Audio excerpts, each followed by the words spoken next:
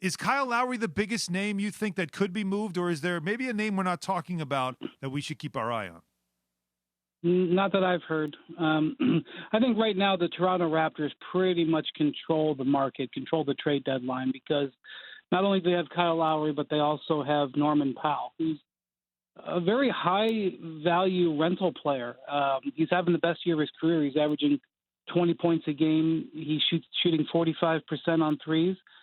And, he's a wing player who defends. I mean, those are the most difficult players to acquire a lot of times. So it'd be one thing if they just had Powell. They have Powell and Lowry. So my guess is that, for a certain segment of the people involved in this deadline, they're going to control it. And they won't nobody will move until they move for a certain group of the teams. And then after that, it'll be the Orlando Magic, who, again, are looking at maybe trading 2 starter players, sub-all-stars, sub-all-stars in Aaron Gordon and Evan Fournier, but players that teams that are competing, those are starter-level players. So I think we'll see a handful of those starter-level players go. The other guy that I'm watching that's interesting, not necessarily for this season, but longer term, is Lonzo Ball.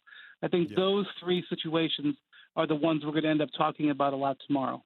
Now, is Lonzo Ball and Lowry in contention for the same team, saying that, okay, if one can't get Lonzo, that they'll prefer Lowry, or is it vice versa?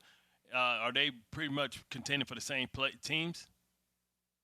No, Bart, because the teams interested in Lowry are Miami and Philly. Those are teams trying to win the championship this year or next, trading for a 25 or a 35-year-old player. In fact, Kyle's birthday is tomorrow. He's probably going to get traded on his birthday. With Lonzo, you're trading him to make him your franchise point guard, or maybe you can play him next to a point guard off the ball, but you're a franchise level player, because you're going to sign him to a pretty significant extension this summer. That's why you would trade for him, because you wouldn't do it in the summer. So the teams that are interested in Lonzo, it's a different collection of teams. Could I ask you if you've heard anything about the Knicks being a team involved in Lonzo Ball? I think he'd be a great fit with that group, just personality-wise, and also that they're so desperately need a playmaker at point. They have guys who are scoring. The Derrick Rose can score. Emmanuel Quickley's proving he can score, but neither one really is an organizer, as a playmaker. And he's not being used as such right now with Stan Van Gundy, but we know that he has that in his skill set. So do you see a connection there at all between the two? I have indeed heard that the Knicks are one of the teams interested.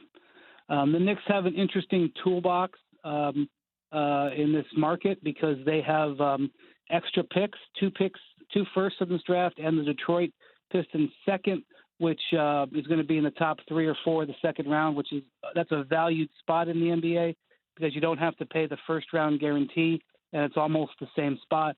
And that's a valuable pick. Plus, they have salary cap space, which means they could make a lopsided trade. They can take more money off your plate than you're sending out, which some teams find interesting, and the Pelicans are one of those teams. Whether or not they can win a talent bidding war, I don't think the players that the Knicks would be willing to trade.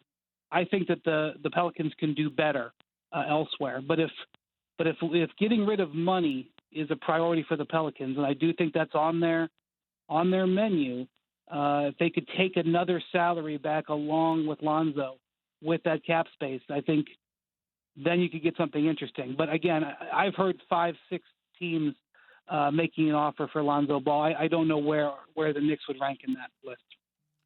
Are the Knicks and the Nets? Are the Lakers and the Nets just in the buyout market? They're going to wait this thing out. They're not going to make any moves. No, they're both trying to make trades. How realistic it is, I don't know. The Lakers have been dangling Kentavious Caldwell-Pope out there. One of the things that happens in the buyout market, this is a lesson that we learn every year. Certain people make assumptions in the buyout market, and then something happens in the trade market that changes everything, and the buyout market changes. So it's very dangerous to make assumptions on the buyout market. So let me give you an example.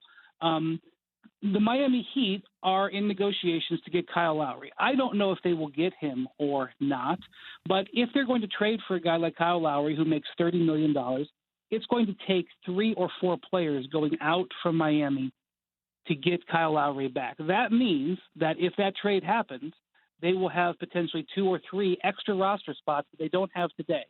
Well, now all of a sudden, if the Miami Heat have Kyle Lowry, Jimmy Butler, and Bam Adebayo in 2 roster spots, that changes the game on things. All of a sudden, maybe Andre Drummond, who was looking at the Lakers, might start looking at the Miami Heat. Maybe LaMarcus Aldridge and Andre Drummond can go there. So I don't know if any of that will happen. I'm just saying that you got to be careful assuming the buyout market. So I think both the Lakers and Nets have tried to investigate anything that they can do in the trade market to not just assume that they're going to be able to get another player in buyout. The Nets have been offering Spencer Dinwiddie around, even though he's out for the year. A lot of people like him, see him as a valued player and would want to re-sign him. He only partially tore the Achilles or the ACL. He didn't have a full tear, which means his recovery, in theory, should be stronger. So I think there's a decent chance they could trade him to get a quality player, and they're one of the teams that's interested in Norman Powell. So again, I think there's a half a dozen teams that have interest in Norman Powell, and I don't know where the Nets rank in terms of their offer compared to the others, but they're in the game there for sure.